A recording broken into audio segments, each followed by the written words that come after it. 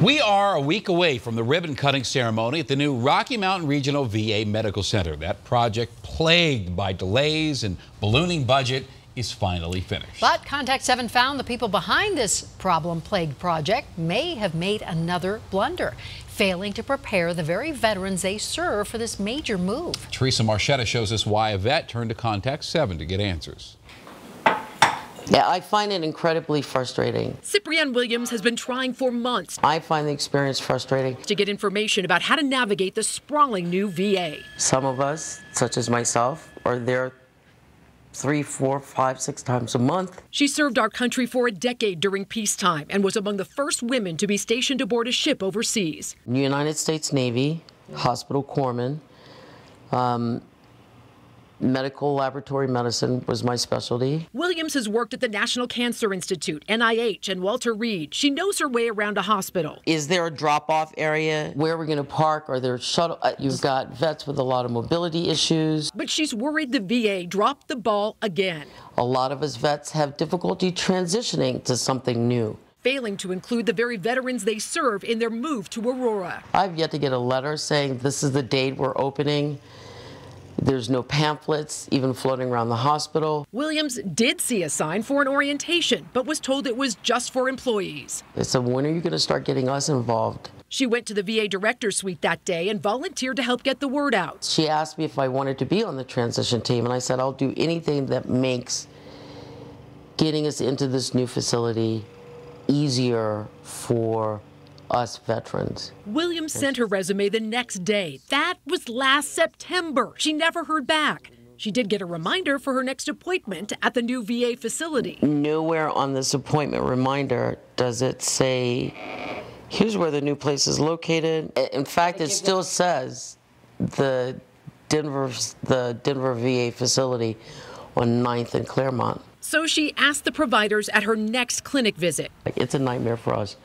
We cannot imagine what it's going to be like for you as a patient. They gave her this map and highlighted some of the buildings. But I find this daunting.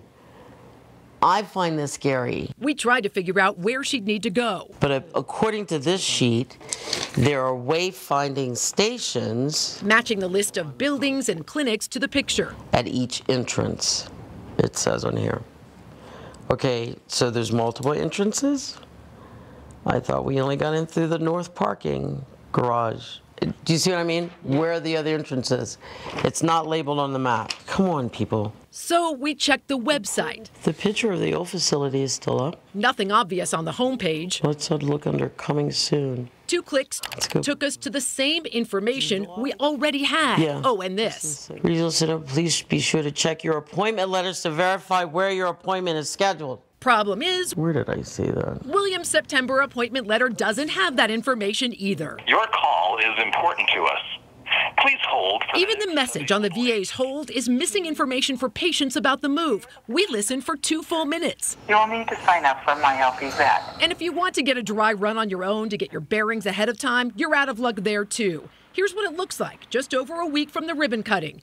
We found every single sign on the new VA campus covered up. It has been a long journey. We asked the director what they've been doing to help veterans prepare for this huge move. We have 60 transition teams, and each team is doing a different, we have a transportation team, we have a wayfinding team, and we've been working with the veteran in center front of us. She says they'll have ambassadors wearing red coats to direct patients once they get there. I think it'll be a challenge at the beginning. It was for me when I first walked in, and I thought, oh my goodness, this is huge.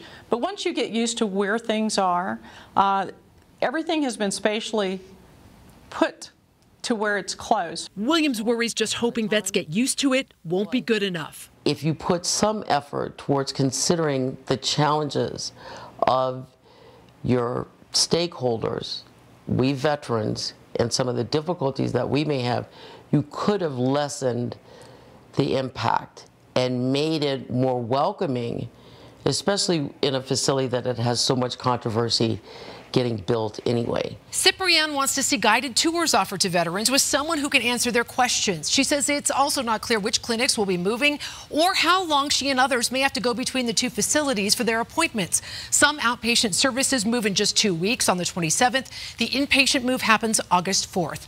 I'm Teresa Marchetta, Denver 7.